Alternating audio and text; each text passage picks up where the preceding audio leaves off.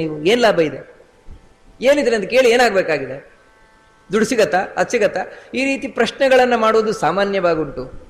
ಕಾರಣ ಏನು ಅಂದ್ರೆ ಯಾವತ್ತು ಆತ್ಮಾವಲೋಕನವನ್ನು ಮಾಡ್ಕೊಳ್ಳಿಕ್ಕೆ ಹೋಗಲ್ವಲ್ಲ, ನಾವು ನಮ್ಮ ಬಗ್ಗೆ ನಾವು ತಿಳ್ಕೊಳ್ಳಿಕ್ಕೆ ಹೋಗುದಿಲ್ವಲ್ಲ. ಅದರಿಂದಾಗಿಯೇ ಮನುಷ್ಯ ತಿಳಿಗೇಡಿಯಾಗಿರುವುದರಿಂದಾಗಿ ನೋಡಿ ಇವತ್ತು ಪ್ರಪಂಚ 99.9% ತಿಳಿಗೇಡಿಯಾಗಿದೆ. ಯೋಚನೆ ಇಲ್ಲ, ತನ್ನ ಬಗ್ಗೆ ತನಗೆ ಯೋಚನೆ ಇಲ್ಲ. ತಿಳಿಗೇಡಿಯಾಗಿ ಯಾವ ರೀತಿ ಮಕ್ಕಳು ದೊಂಬರಾಟ ನಡೀತಾ ನೋಡ್ಕೊಂಡು ಕೂತ್ ಬಿಡ್ತಾವಲ್ಲ, ಆ ರೀತಿ ಜೀವನದಲ್ಲಿ ದೊಂಬರಾಟ ನಡೀತಾ ನಾವು ನೋಡ್ಕೊಂಡು ಕೂತಿದ್ದೇವೆ.